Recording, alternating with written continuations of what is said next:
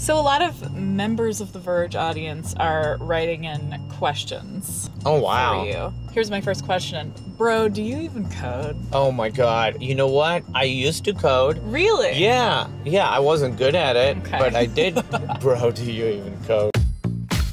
OnStar ready. Our guest today is Kumail Nanjiani, a comedian and cast member of HBO's hit show Silicon Valley.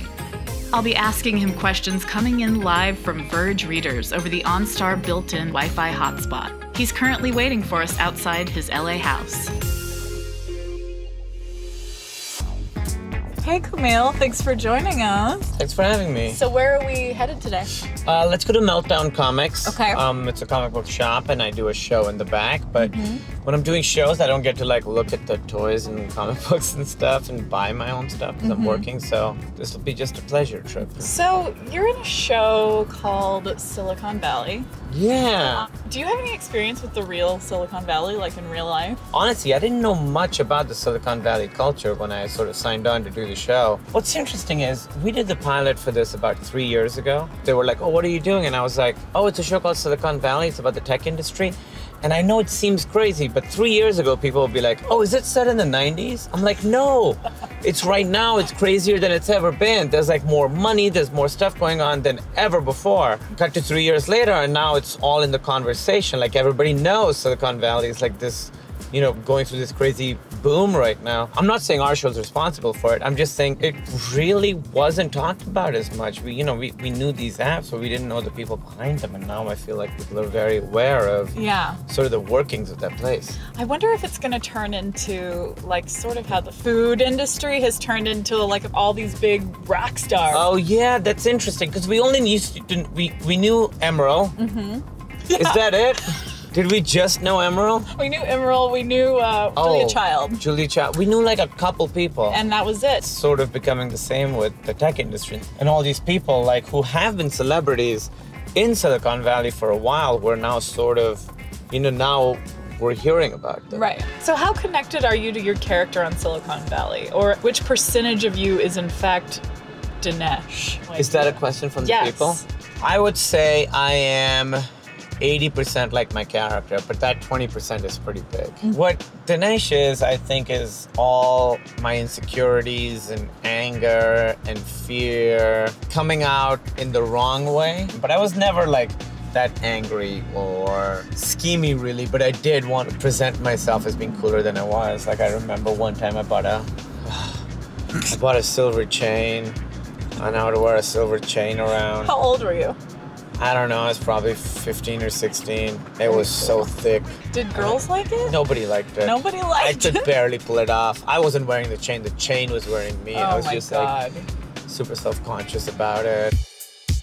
Do you think the gap between techies and ordinary people is shrinking? So I do think it's shrinking in the sense that we used to be so scared of computers, right? Where like something would go wrong and you'd be like, I don't know what I'm doing, but I think people have gotten better at being able to Google and figure it out and go into system preferences and whatever that is. So I think people are getting really good at figuring out what their devices do. So you're a nerd in real life and also play one on television. Does that get confusing? No, I like it. I feel like I've never actually not played a nerd in anything. Even if it's not part of the character, in my head I'm like, this guy's probably a nerd.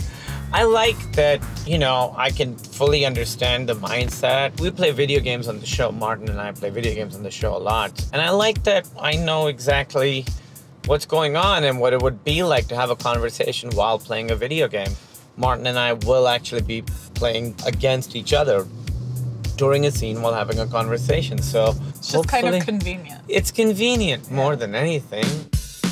I didn't audition for Dinesh. When I read the script, that character wasn't in the script. Okay. I auditioned for Big Head, which is Josh Brenner's part. Mike was like, well, I like you, but I don't think you're right for Big Head, so I'll write a new character for you. And I was like, That's crazy. Everyone says that. That never happens. Right. Same thing happened to Martin Starr. And then they did. They kind of tailored them to us. So it was cool. Like, we got to have a little bit of a say in what these characters were going to be. And Mike didn't even know that we were all friends. I mean, you know, I've known Thomas over 10 years. I've known TJ over 10 years. After the first week of shooting the pilot, Mike was like, oh, you guys have really bonded. And I was like, No, we all know each other. you have no idea that we all know each other? And what was it like to work with Mike Judge? Did he know who you were before that? He didn't know who I He was. just saw I you. loved Office Space and I loved Idiocracy. So I was a massive, massive, massive fan of Mike's. I was just like, oh, I'm just excited to meet Mike Judge.